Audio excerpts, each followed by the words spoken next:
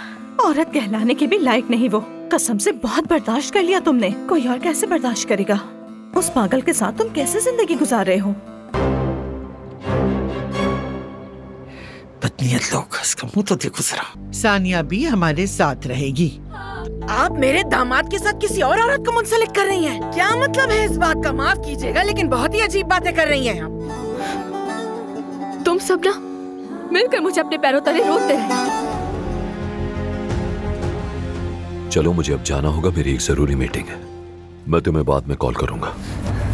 अदनान, मेरे साथ आओ जरा, मुझे बात करनी है।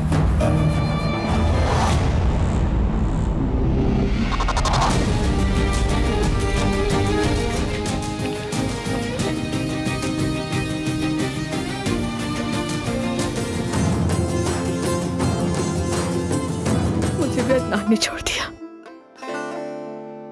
उसकी मोहब्बत की ज़ाहिर के लिए तरस गई मैं। उसने मुझे पनाह नहीं दी। मैंने हमेशा तुम्हारी हिफाजत की।